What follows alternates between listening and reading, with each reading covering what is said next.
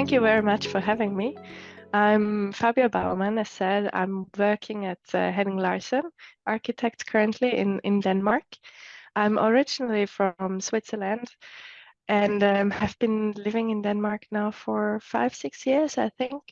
I did most of my education in Switzerland, first as a carpenter and then a timber engineer there. And so yeah, now I brought my timber competences up to Scandinavia and I'm thriving here. And it's also exciting working with the architects. It's such an interesting background, starting from carpentry, engineering, and now you're working Mm. with architects, and I guess as an architect by who you're working with. So, can you tell us a little bit about the what's the relevance of that experience and how it can help integrating disciplines in this way?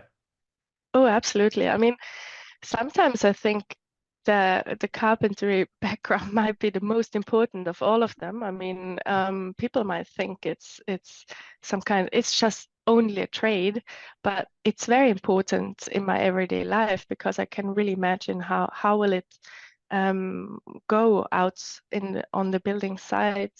How can you mount all these pieces that we're nicely designing? But I mean, you always have to think about how this will be mounted in the end. And also having the imagination on how that can look and so on. So I really profit of that every day in the work together with the architects. I'm trying to translate my knowledge into the design processes and trying to guide the architects.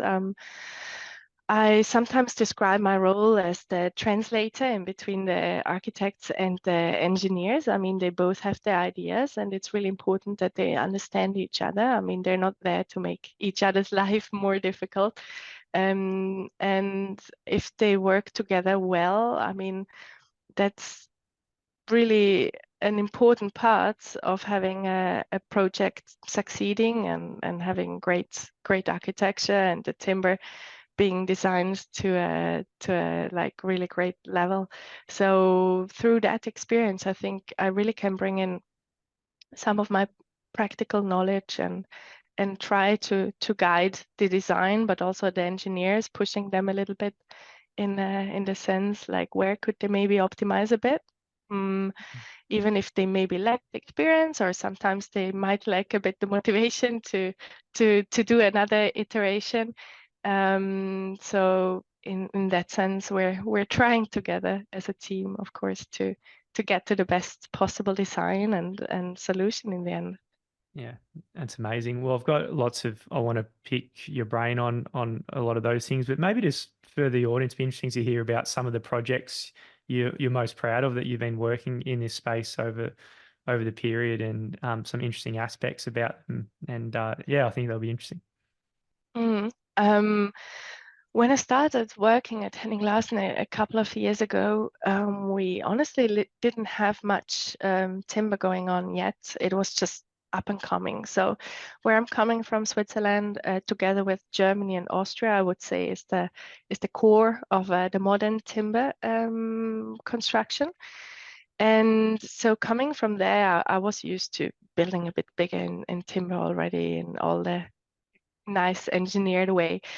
Coming up here to Denmark, I realized that they haven't been building much with timber yet. I mean, they do have a very old tradition of building in timber, but it hasn't really reached that next level of going further, of taking it further. Maybe in Sweden or Norway, we have seen that. They already maybe a decade ago, they managed to bring the timber to the next level, but not yet in Denmark. So it was really exciting coming here, basically starting fresh and seeing where this will lead us. So we started quite small, and now we have really big projects. So I do have a lot of favorite projects in that sense that I've been working on of various scales. So currently I'm working on a really exciting logistics center that is going to be built in the Netherlands together with our client Bestseller, and it's just an amazing project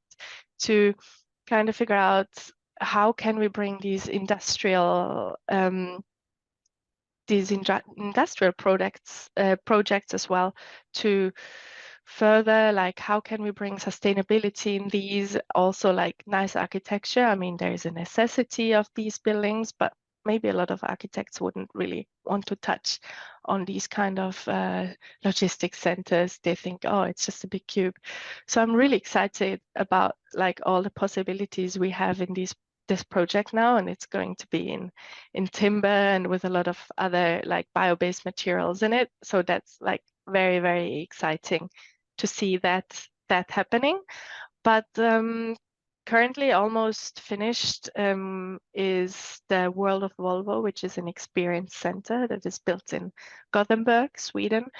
It's showcasing Volvo's trucks, and it's built in a really cool, very big round roof structure made out of timber. And it was one of the first projects I started with a couple of years ago, and now seeing that built is just amazing, and seeing how we really pushed the agenda. So people were quite hesitant, obviously, about building something in that scale. And together with a really great team, we managed to get there. And that's just such a great accomplishment to see that happening. 100%. Yeah, you mentioned before how, I mean, I think from our part of the world in Australia, we might see the European landscape as a bit more homogeneous than it actually really is. Like and same in North America, you throw it into a basket. So you mentioned like there's differences in maturity.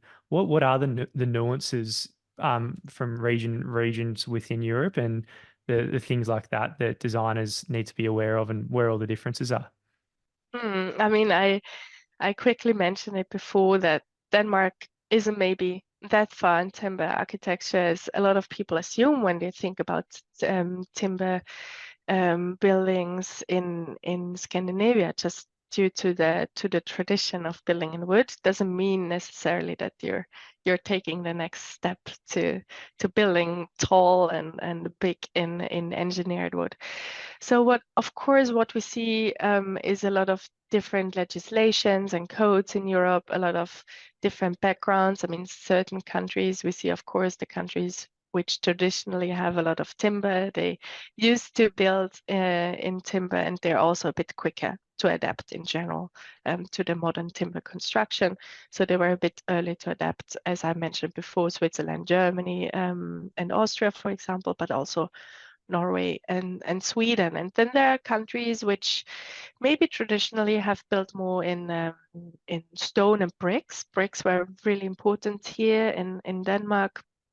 And then later on, the concrete industry stepped in. So Denmark has been doing a great job in going forward in prefabrication of concrete. So they're really good at that. And that was also the difficult part, and maybe bringing the timber in, because they were doing so great in the concrete construction. Why would they need to change? But of course, now the mindset is changing. People are understanding that due to sustainability and so on, we really should focus on other materials.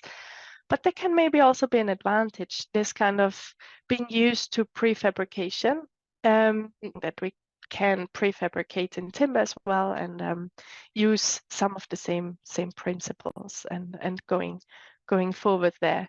But I mean, Henning Larsen is not only designing in Denmark, so I'm really working in a lot of different countries, and of course every country comes with its own challenges, but also benefits. We're trying to work with like local engineers and so on to help us understand the legislation, and also bring forward the best possible solution in the local context. I'm interested to know what is the status quo generally where you are, and I think you might have mentioned about brick and going to concrete, and where does timber, what can it replace right now in where you are in building specifically, whether it's apartments or offices or hotel, whatever it might be, to sort of help with the sustainability side of things that we need to make change on?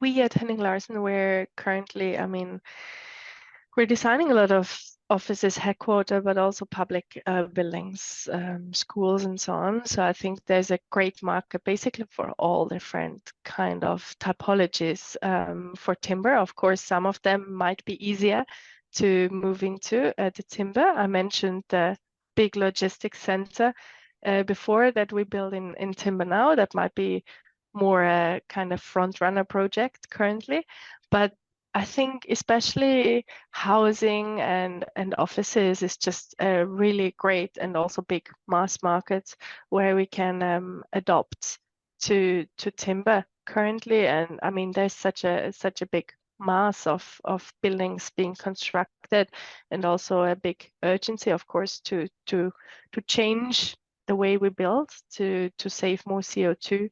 And I think there we also have a big maybe leverage or a big tool to change the building market if we focus on these kind of mass markets. Of course, it's always amazing and exciting if we have these kind of lighthouse projects like a World of Volvo Experience Center. I mean, they're amazing. They also really showcase what is possible in timber, and they're also a great lighthouse to visitors, being like, oh, if we actually can build such a big thing, why shouldn't I build something smaller in timber for myself? So they are very, very necessary as well in the whole context, but we just should understand and try to build more of the mass markets in timber, and trying to get our foot more into that area as well now. One of the things that I'm interested in is the measuring sustainability, like, because I'm not sure if it's very well consistent and not so subjective where you are, but in Australia sometimes some assumptions have such a big impact on the building, and if you include biogenic carbon or not, it's like it just looks like a totally different building just based on little assumptions. So maybe if you just let us know how it's going on your side of the world on that, and what are your general thoughts on everything there? Absolutely. I mean, that's of course a very, very tricky one. Calculating carbon is basically done differently in every single country. I've seen an overview over just over Europe how you calculate biogenic carbon, and it's really different for every country. So what Denmark introduced was mandatory LCA calculation for buildings bigger than 1,000 square meters. From I think 2 years ago they introduced it. So this pushed us forward in the sense of we really have to design for carbon now. We really have to consider it in all of our project. It's not just some kind of fluffy wish to be more sustainable. We actually have to fulfill certain targets, and that really helps us. Of course, we are very much bound into the ways that carbon is calculated in our legislation here in Denmark. So there are strict rules about, for example, you have to calculate timber being incinerated after 50 years, for example. And we might debate that, because maybe that's not our reality. Maybe we design for disassembly so we can reuse, recycle after 50 years. We might have completely different ways of using the timber in 50 years, but that's the status quo, or the current status, of course, in the way we calculate. We try to give suggestions, being like, hey, actually, if we design for disassembly and we reuse, we might have way better numbers in the end than what we're calculating currently. But I mean, that's more of a political question, and of course, it's very difficult, and understanding also the complete spectrum of all the decision makers that are talking into these topics. But there's definitely a change needed, and maybe also a more unified system on how biogenic carbon is calculated in LCAs. Yeah, absolutely. I mean, there's a question I've got here that I asked people in USA and Canada. Is maybe similar or different around the world, but what are the major bottlenecks or things that are stopping buildings going ahead for you? And maybe it's good to ask from a context in Switzerland or Germany, or the more mature markets versus the more emerging timber markets like Denmark. Yeah, absolutely. I mean, there are definitely certain questions and worries that come up from the client side in every project, no matter where we design. Those are the classic ones, like what is with fire safety, humidity, moisture, maybe acoustics, but of course the economic aspect of it as well. Does it cost more? Can we get insurance for the building? These are like quite universal questions, of course. And then if we go into a market like Denmark, of course, we have to check what are the legislations. So when we compare to a country like Germany, for example, when we look at how we design in timber, in Denmark, there are some rules, especially in fire safety, that are really too difficult to get around. Things like how much exposed timber you can have. So sometimes we don't want any suspended ceiling. We would like to, for example, show a CLT ceiling or maybe a wall or something. But in general, we're only allowed to expose 20% of the timber within a room or a building, and the rest has to be covered. So in practice, that mostly means that we have to add fire gypsum at the bottom of a CLT slab, for example. Here in Denmark, when you look to Norway, they calculate it differently. They use a lot of sprinkler systems and so on to mitigate the risk of the incineration of the CLT, and they deal with it differently, and they don't see their buildings as like more prone to fire or anything than they do here in Denmark. So it's really the legislations also dictate a lot how our buildings can look in the end, like the aesthetics. But also in Switzerland, of course, I mean, in general, the further, I mean, that's my own opinion, the further, of course, a country is in terms of implementation of timber in their buildings, the more open the legislations are. Or maybe some countries like Denmark are still very focused on solutions for concrete. So you can basically open a catalog and choose a solution that for fire safety that fits to any kind of brick or concrete building, but you don't really find anything for timber yet. So countries that are further, like Switzerland, Germany, they do already have some standard solution, which of course makes it much easier to implement timber in some kind of a mass market, because it can be difficult, it can be expensive, time consuming to always get specialized engineers onto each project that will do some fire calculations and so on for you. So I think, yes, going back to the question, what are risks and so on, and there I would say, yes, legislations are definitely a big part of these kind of question. What is actually possible? How can we get a building that in the end meets the economics that we wish for, the price, and where we actually can solve all the regulations like fire safety and so on, and still keep the aesthetic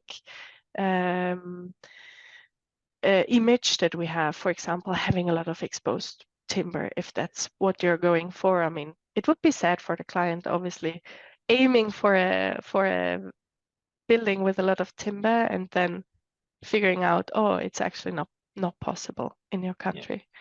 Yeah. Oh, that's so interesting. And then so it seems like the legislation's dealt with country by country, not like an umbrella Euro code like there is for design, but I found that interesting. And, the idea of legislation maybe being slow to move and then you've got the pushing where I guess the public sector is trying to be progressive on sustainability, and there's that balance of risk, I guess. Yes. that they're Absolutely. handling at the moment. I mean, what are your thoughts on the general move forward from a sustainability point of view from the public sector and the public buildings? And do you have any more? I think you mentioned on Denmark, you're measuring LCAs, but do you have any more broader thoughts on that? I mean, Europe is definitely moving forward in that sense. Sorry. So what we do see is that, I mean, the general public, so the people are definitely more focused on designing sustainably. That can also be big investors that sometimes are, for example, pension funds and so on, going for more sustainable solutions. So of course that benefits me in wanting to push forward with timber and other biogenic materials. But we do definitely see changes in legislation, like for example, Norway is usually quite far ahead in terms of introducing rules of a lot of their public buildings have to be in timber, and they have to meet the specific CO2 targets and so on. So they basically make it impossible using other materials than timber or biogenic materials. And I think that is a really, really big factor, because in a lot of projects, of course, the money will decide in the end what is built for. I mean, we can always hope for the client that is going the extra mile, but of course, if the legislation is asking for timber, is asking for the meeting specific CO2 values, then that's what brings the mass market forward. That's what brings the public sector to build in timber. And it's I think it's a very liberating in a way as well, going into a competition and knowing like the baseline is this building is going to be built in timber or with other biogenic materials. So it's not like you enter competition and you have to pitch the timber and fight for actually them listening to you and being like, yeah, great idea, but no, thank you. I mean, it's too big of a risk. So it's really nice, because then you actually can focus all of your energy in making the best timber building possible when you already know this is going to be in timber. You don't have to compete to any material that might be cheaper. The client is on the same side as you. You really can pitch the best timber building that you can come forward with. And I think that's very liberating, and that's also the way forward, how it should be. Maybe not so much materials competing, but more, again, the design and the best solutions. Yeah, 100%. And I mean, that leads very well into my, the closing questions on what do you see as the biggest innovations going forward in construction? And I think you've mentioned a couple of times maybe other biomaterials potentially. So like, keen for you to speak more generally about innovation, and are there any emerging materials that get you excited that have big potential in the future? I mean, absolutely. I mean, of course, I'm a timber engineer, so I'm slightly biased towards this material. Yeah. I still believe in timber being a really big piece in the puzzle of solving our climate crisis and how we can deal with, I mean, the need in construction, in constructing buildings and still meeting the CO2 values. But timber is not the only solution. We have to remember that, because if 100% of the world starts to build in timber, we have very many new problems in terms of forest depletion. We will harvest too much timber and so on. So always, of course, focus on using sustainably timber from sustainably managed forests and so on. And additionally, we should look more into using alternative materials. I mean, we can slowly build up like the use of these.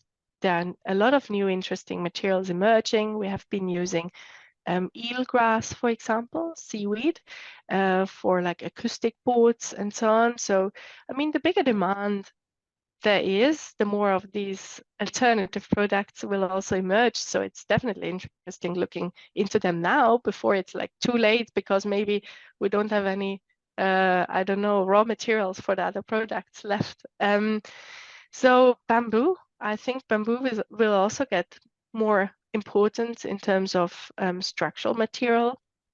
It will definitely be interesting, like, can we produce like bamboo for the mass market as well here, maybe in Europe, bamboo glulam or something. I mean, that could be something to like help timber not being the only bio-based structural material. Then I mentioned eelgrass. There's of course a lot of natural fibers, especially in terms of insulation, to not only base on foam products for insulation or glass and rock wool, which are of course needing high temperatures, CO2 intense, and so on to produce.